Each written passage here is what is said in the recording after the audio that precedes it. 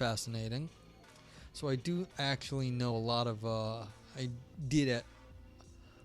know a lot of facts and sort of like different positions on death and the afterlife. When I was younger, I don't know if all holds up, but yeah, there's some like super interesting things about that have been written. People who've gone and studied, people who've had near-death experiences, all sorts of different stuff. So, but yeah. Okay, so now we're gonna do a little reaction video to why are you afraid of death? So here we go. I've been thinking about recently is why people have such trouble tackling and facing their fear of death. It occurred to me that a lot of people are probably unaware of what their fear actually is. And if you don't know what the fear is, it's just gonna be one big black void of threat.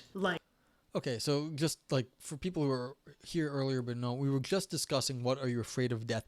The previous author was saying, they're afraid of missing out on life, basically. You're afraid you're going to miss out on something. But let's see what she has to say. Death. Mufasa. Death. It's just a nebulous, unknown fear, which is the worst kind because you can't do anything about it. Say you have a box in front of you with a pizza in it.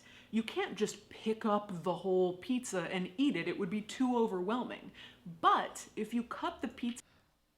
I don't know if you've met any of like people I've met, but they have definitely attempted to eat the whole pizza at once. Into individual slices and eat them slowly over a period of hours while watching Netflix, you can certainly consume that whole pizza. I'm not saying you should, I'm just saying I have anecdotal evidence that you could. So let's cut this thing into slices. This is an exercise that I did for the first time at a talk last week in North Carolina. It's based on an article from the Journal of Abnormal and Social Psychology, and you may remember a version of it from my book. First, I'm going to ask you to close your eyes. I can't do that. Now take a deep breath in. I'm streaming. I can't close my eyes. And exhale. I shouldn't have to fix my hair. Everyone's eyes are closed right now. Deep breath in. Exhale. Are your eyes really closed? I'm watching you. That's exactly the whole thing, Valpo. I'm going to read 7 reasons that people are afraid of death. Okay, so we got some empirical stuff. That's kind of cool. Which ones are really your fears. Not just things that sound scary, but things that are really your fears. For example, I don't want to be eaten alive by a shark, but I don't walk around my daily life actively afraid of sharks, if you know what I mean. Number 1. There was just a shark attack, and it made the national news, and I'm like, I don't care about the fucking shark attack. One person died of a shark attack in like the Bahamas. Like, oh my god! And you know when the last time was someone died on that beach? 3 years ago. So 2 people in 3 years got attacked by sharks. Like, okay, come on, who cares? I'm afraid to die because my death would cause grief to my relatives and friends. Number 2. I'm afraid to die because all of my ambition, my plans, my projects would come to an end. Number 3. I'm afraid to die because I'm worried the process of death might be painful. Number 4. I'm afraid to die because I would no longer be able to have any experiences. Number 5. If I died, I would no longer be able to care for my dependents. Number 6. I'm afraid to die because I'm afraid of what might happen to me if there is life after death. Finally, number 7. You're going to hell, lady. I'm afraid to die because of what might happen to my body after I die. And open your eyes. I hope that there were 1 or 2 in there that really resonated with you and you went, oh, yes, yeah, that one, that's my fear. Now you need to get to work on addressing that particular fear, which is much easier than just the Yeah, like, this is the thing. It was funny being in this chat with, philosophers and, like, educated people have, like, thought about this stuff, and we're all like, yeah, we don't care. It's like, I'm not afraid of worms. I'm not afraid of, like, other stuff. It's like, come on. Monolith of terror. I'm going to recommend just a few things to get you started. Okay. On a separate note, I think what she's doing here is really, really, really smart, though. If you can identify, like, no, not identify, if you can break down what people, the most common things people are afraid of, and you put it into a list like this, people are going to glom onto the ideas one way or the other. And so even if you weren't actually afraid of one of them, you might, glom onto one of these. And once you do that, then she can provide you with like strategies to deal with them. And this may not have even been what you were doing, but like the idea that you can list the problems that people have, that inherently will actually give people a strategy for dealing with their fear, which is smart.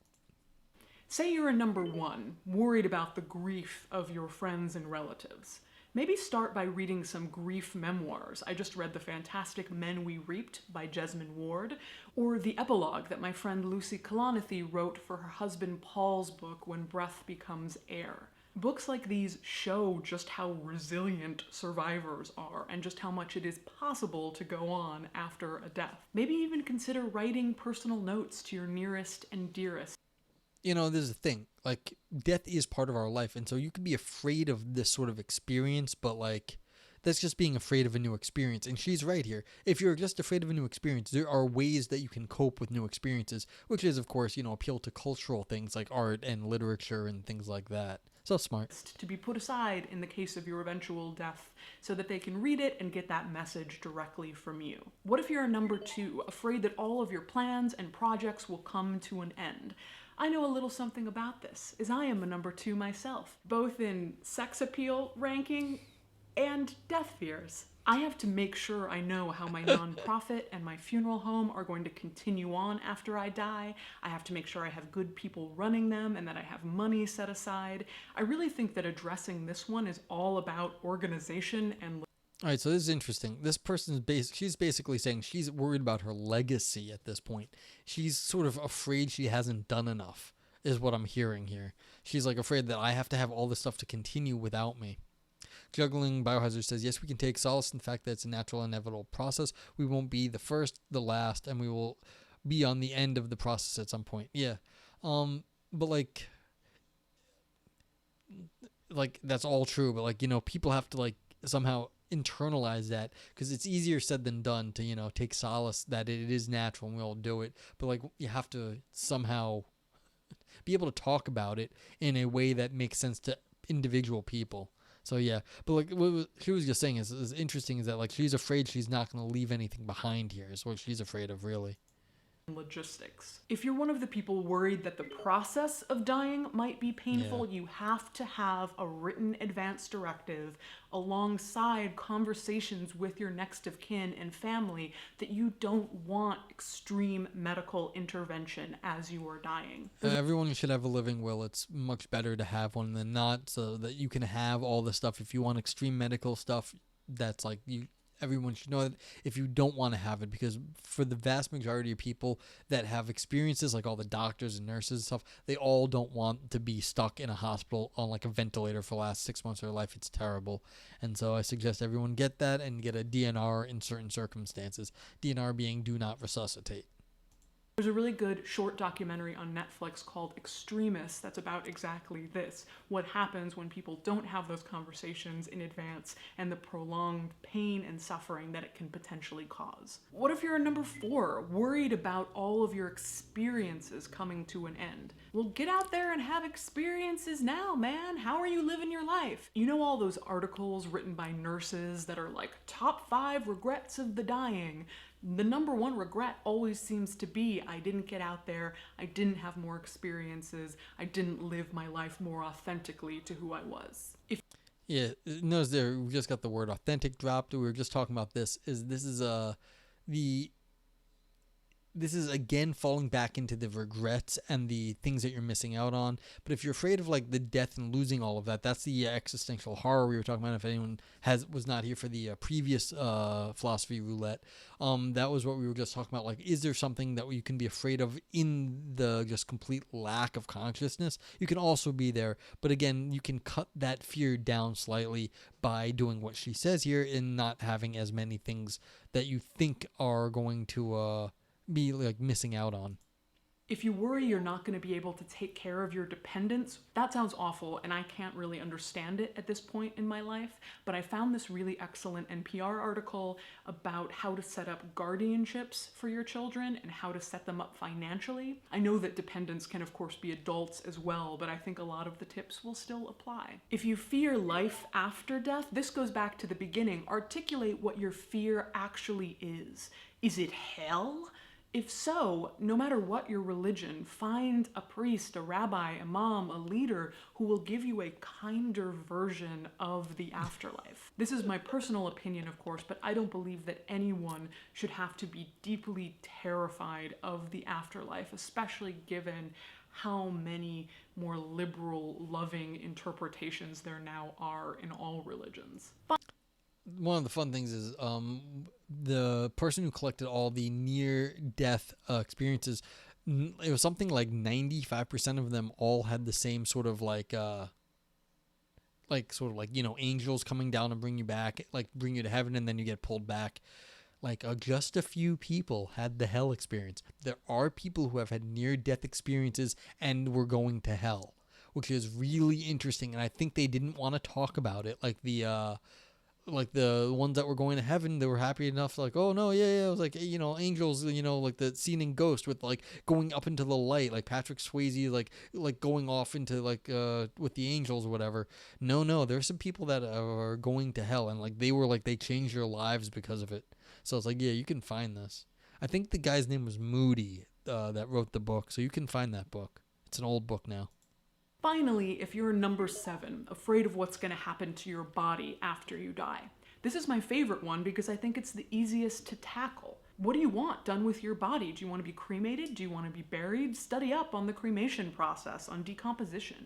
Find out what goes on behind the scenes at a funeral home. My grandma donated her body to science, and medical students could learn how to be doctors, and she was super happy with that, and our family was super happy with that too, because they took care of all the stuff, and then they cremated her body at the end of it, and we got an urn back from them, and that was super convenient. I don't think it was called Reprieve from Hell by Sam Moody, but Sam Moody might be the person. That wasn't the book I read, but I wouldn't be surprised if it was something like that. I mean, I could look it up.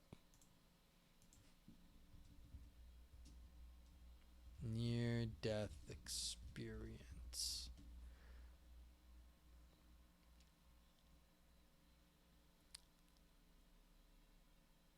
Yeah, so I think this is Raymond Moody.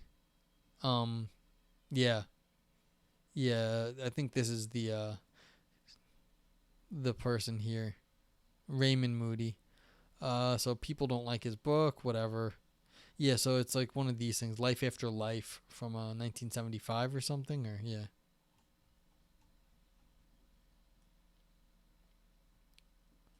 Yeah. Anyway, okay. What will happen to your body?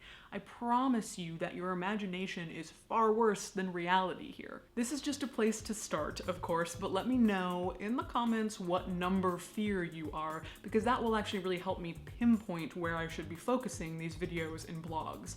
Also, if you've had an experience of facing one of these fears, what is it that worked for you? I think that will be really helpful to your fellow deathlings. Brought to you with support from People's Memorial Association and the Co-op Funeral Home, and donations from viewers like you.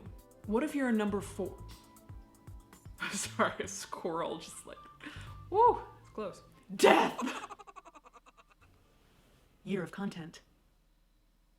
Yeah, so what if you're afraid of squirrels? That would be a different thing. Cool. So that was fun. I mean, you could look at the chats or whatnot, but don't do that. Stupid Google. Click on anything they want me to sign in and be part of their cabal. But anywho, okay, so it's what's afraid of death? So this person, I think they kind of nailed most of the common fears. They didn't quite get the existential dread, of course, that the philosopher was going for, and that's fine. Who's gonna really go crazy about existential dread except for philosophers and horror, in the sense that that's what philosophers do. That okay, the cessation of like intentionality and consciousness cannot be predicted ahead of time because consciousness cannot think itself out of existence. Well, that's fine. The rest of the stuff I think was good, and breaking it down the way she did, also very interesting. Get all the different pieces that you might do. What happens to your legacy? What happens to your responsibilities? What happens to your body? Because people are attached. I mean, your body, that's like part of you. So what are all these things, and what are all the details that are going to go there with that? It matters to people, and so what will you regret if you did not take care of the DNR? Everyone should have a DNR. Like the do not resuscitate, if you want to have that, so that way you don't have any medical procedures that when dying that you don't want to have, because some of them are not fun, like, and they could put you in very bad positions. Juggling says, not sure if you've ever had any out-of-body experience from substances with a sense of disconnecting from your body that's terrifying beyond words could explain. No, I don't think I've had any experience like that. No. So, I've had some weird experiences, but I don't think I've had any out-of-body ones. Yeah. But yeah, it's like, there's a question, like, why would death be like that though? Because that is not dying. That is, a drug or an out-of-body experience. But people do report it's true. People do report out-of-body experiences in these near-death experiences. And I think in that book, like, people have been in surgery or something, and they've had like out-of-body experiences and like gone around the room and looked at stuff and then been able to report back to the surgeons, and they're not sure how the person ever got a view of that while they were awake. And so it's like, was there an out-of-body experience? Were they able to perceive something in some way that we don't understand? What is it? But like that, I guess it is related. So yeah, but I can't speak to any of this stuff. Yeah, so people are feeling like they might miss out. Yeah, so this is the deprivation is what the previous author was talking about. How are you going to be deprived? Are you going to be depriving someone of like your dependence, or is your legacy going to fall apart? Like, you're going to feel bad about that? I don't know. Trick is to try, I think, and what she said is, get as much done as you can. That's what everyone's biggest regret is. They did not get enough done when they were alive. So you got to try to get as much done as you can in order to, when you get to the point where you can't come back and do more of it, then you can get, you can say, look, you won't feel as deprived, and then you can look forward to whatever comes next, whether there's an afterlife or not, but you just get to experience death once. As far as I know. I mean, granted, we might have there might be, what's it called? Rebirth. And then you get to do it a lot of times. But we don't seem to remember those things anyway. So, anywho, anyone have any questions on, like, this stuff? Like, what are the most common? So, this is like an empirical thing. What are the common things? And it's like, these are all, like, things people, are normally afraid of in their everyday life. They're just multiplied because you don't get a chance to fix them when you die. So it's like, what are you afraid of now? And then what are you afraid you're not going to be able to fix later? It's great that she gives the viewers these questions to consider, as it's easy to put it off until later in life. Yeah, no, like, I think her presentation here is fantastic. Like I said, breaking it down into a group of questions that even if you don't actually have any one of these specific ones, you can definitely get these like organized. These will help organize your thoughts better, and then you will, again, once more organized, you can do more things with like to overcome your fears. Once you have ideas about what the problem actually is, then yeah, you can do more stuff.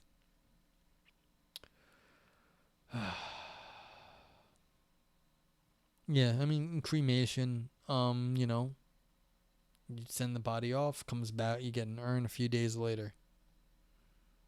So, this person's afraid of infinite nothingness.